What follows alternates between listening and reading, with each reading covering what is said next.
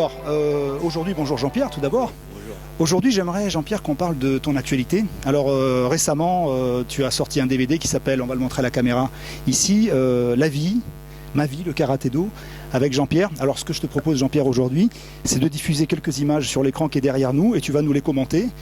Alors, c'est une interview qui est totalement improvisée, qui n'est pas préparée, mais je crois que tu es prêt à tous les challenges. Tu es prêt à tous les challenges, Jean-Pierre. Alors, première image. Qu'est-ce qu'elle t'inspire, cette image? C'est mon premier prof, hein. C'est monsieur Pierre Mercier, celui qui m'a fait faire mes premiers pas en gym et en karaté. Parce qu'il était prof de culture physique et il donnait des coups. Il a lancé le premier club dans le 91, c'est lui qui a lancé le premier club à Saint-Geneviève-des-Bois. Et moi j'habitais dans la région, donc j'allais tous les jours à vélo chez lui, donc c'était un homme extraordinaire, vraiment. Lui, je lui dois énormément, comme à tous mes profs, mais lui vraiment parce qu'il a su m'insuffler, si tu préfères, l'envie. L'envie, c'est un passionné, donc, et quand il a créé le club, on n'était que tous les deux. Tout le monde avait dit oui, je racontais la petite histoire souvent, tout le monde avait dit oui, puis le samedi matin, personne n'est venu. Donc on n'était que tous les deux, voilà. Donc en 6 mois, j'avais vraiment beaucoup progressé grâce à lui, hein, voilà. Alors, on va continuer. Deuxième image que j'ai sélectionnée. Alors, qui avons-nous, cette image? Monsieur Play, c'est lui qui a amené le karaté en Europe, qui a fait connaître le karaté en Europe, et particulièrement en France, bien sûr. Et ça a été mon deuxième prof, si tu préfères. Parce que monsieur Mercier était élève de monsieur Play, hein. Et mon premier prof a fait des stages avec Maître Oshima, et tout ça faisait partie de l'ancienne équipe. Donc, grâce à lui, j'ai pu aller, grâce à monsieur Mercier, j'ai pu aller m'entraîner chez monsieur Play. Et là c'était un club qui était déjà plein à craquer de monde, avec des gens de niveau important Paris, dans Paris 5e, au 34 rue de la Montagne, Saint-Geneviève, exactement, voilà. Et lui, après, il nous a fait exploser un petit peu techniquement, tout ça, voilà, il nous a fait monter encore, voilà. Un grand monsieur, en tout cas. Un grand monsieur. Un grand monsieur. Bien, quoi. Alors ensuite, bien sûr, Jean-Pierre, la compétition, sûrement les amis, mais également la compétition. Sur les 2 photos, on voit que tu tiens des coupes, ou en tout cas tu participes à des compétitions avec le macaron de l'équipe de France. Elle évoque quoi, ces photos pour toi? Elles évoquent quoi? Là, j'ai été champion de France avec Patrick Barou. C'est Patrick Barou qui est à côté de moi.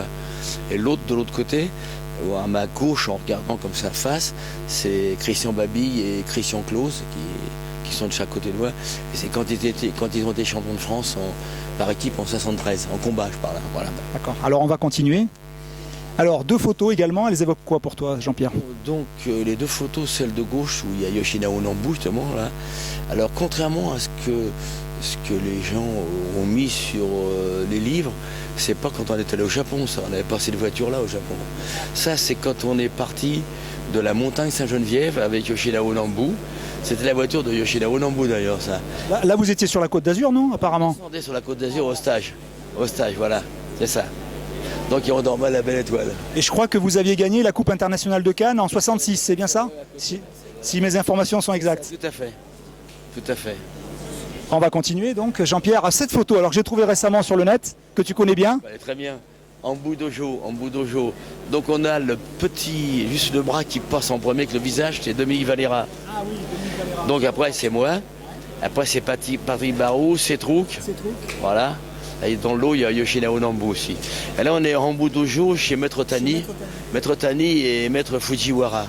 C'était les précurseurs et les inventeurs du Shukokai. Ils étaient Shitoryu tous les 2, les sensei. Et ils sont passés Shukokai après. D'accord, bah, ça c'est un souvenir. Un souvenir extraordinaire. Ah ouais, c'est fabuleux. Alors là, cette photo, je l'ai sélectionnée parce que dans le DVD, souvent on parle d'un Jean-Pierre Lavorato qui est très engagé, qui est bien sûr très au fait de sa pratique.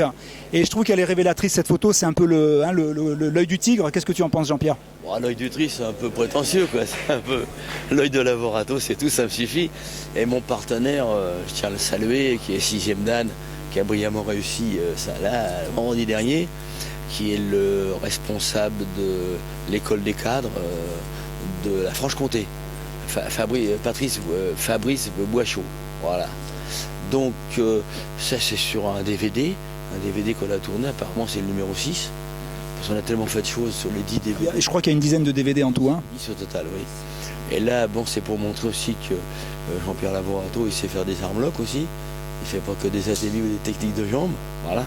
Donc c'est préféré, c'est le karaté est très riche. Après ça, c'est à nous d'essayer d'épuiser. Exactement. Tout à fait, c'est mon avis. Alors, une image un peu plus festive. Alors, sur cette photo, est-ce que tu reconnais des personnes?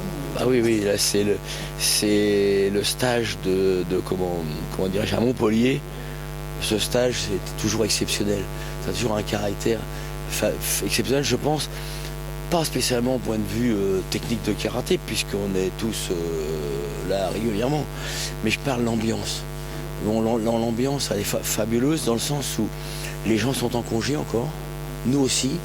Donc on n'a pas la saison dans les jambes et les soucis, tout ça. Donc on démarre tout frais. Donc au premier plan, là, d'un côté il y a Dominique Charret, de l'autre côté il y a Bernard Biliki, il y a Chouraki, il y a Dominique Valera, il y a moi, on voit Francis Didier. Voilà. Je crois au fond on voit Ravasso. Voilà. Hein, oui, les amis, oui. Les amis, oui. Alors, Francis Didier, bien sûr, notre président. c'est bien. Ah, connaît très bien, oui. Depuis quelques années. Ah, depuis, quand il a débuté le karaté, il a débuté avec mon ami qui est décédé maintenant, Jacques Bahut, et moi-même. Donc j'ai connu Francis, il avait 15 ans. Enfin, je rappelle à nos internautes que tu es membre de la CSDGE, la commission spéciale des grades et dan équivalents, ou dan et grades équivalents, hein, Jean-Pierre? Oui, tout à fait. Donc, ah oui, président, oui, tout à fait. Alors cette photo, je l'ai sélectionnée pourquoi? Parce que dans le DVD, donc, Jean-Pierre Lavorato, Ma vie, le karaté-do, tout le monde parle de Jean-Pierre comme étant un meneur, celui qui est devant, celui qui s'entraîne, même si c'est le professeur. Il montre l'exemple. Jean-Pierre? Alors ça, c'est lors d'un stage à Arles, dans la ville d'Arles. Donc oui, moi je ne peux pas concevoir un cours sans mouiller le karaté avec les gars. Je pense qu'il y a une communication importante à avoir, pas que physique, qu'elle soit mentale ou ça, mais la relation. La relation quand on est devant, c'est ça exactement. Et puis les gens aiment ça. Je me suis rendu compte que les gens aiment ça. Bon, après ça, il y a des profs qui vont vous dire ouais, mais moi je préfère compter, faire montrer les mouvements, puis laisser les gens travailler. Ouais, mais moi je fais les deux. Voilà, je fais les deux, donc moi c'est mon choix depuis toujours. Moi j'ai toujours un exemple avec Maître Kazé ou Yoshinao Nambu ou mes profs qui étaient devant. Donc moi je suis devant aussi. Ouais, j'essaie d'être devant. Ouais. Alors Jean-Pierre, pour la dernière photo, la transition est toute faite puisque tu viens de parler de Maître Kazé. Moi j'ai senti dans ce DVD qu'il régnait un peu derrière le rideau, j'avais l'impression que Maître Kazé t'écoutait. Et donc j'ai sélectionné quelques photos, j'ai l'impression qu'il te manque aujourd'hui. C'est ça qui me manque. Ça fait 10 ans qu'il est décédé. Et je tiens à remercier, à saluer Francis en passant, parce que grâce à lui, on peut faire un hommage à Maître Kazé une fois par an à Paris. Et moi-même, j'en fais un une fois par an à Marseille. Donc on lui doit, c'est un minimum. Mais je pense que tous les élèves de Sensei Kazé sont porteurs de messages, j'espère, parce que si vous préférez, lui, il a tellement envoyé de messages, il a tellement partagé avec nous, c'était un homme sincère, c'était un homme, et lui c'est pareil, toujours devant, mouiller le karaté, et on voit sur la photo où je suis, les deux photos, on voit que le kimono, il est bien mouillé aussi. Vous avez transpiré là. Voilà, lui aussi. Donc, l'image, quand vous avez toute votre vie des images comme ça, vous ne pouvez pas ne rien faire. Alors, dans le dojo, même pas d'échauffement, direct combat, Jukumite direct. Bon, là, j'ai découvert, et c'est là que ça m'a marqué, cet homme m'a marqué profondément. Imaginez que quand il était en 67, il avait 38 ans. En pleine possession de ses moyens. En plus, sa simplicité, sa gentillesse, sa pédagogie, son efficacité, il cumulait tellement de choses que ça m'a tellement frappé que là, j'ai accroché. Moi, je suis porteur d'un message, pour moi, dans ma tête. À partir du moment où je me mets en karaté-gi, je représente la famille du karaté-do, en premier. Ma discipline, je représente ma fédération, d'accord ? Je représente ma ligue, je représente tout ça. Donc là, pas faire d'erreur. Être optimal, au maximum, dans le discours, dans les gestes, dans le comportement.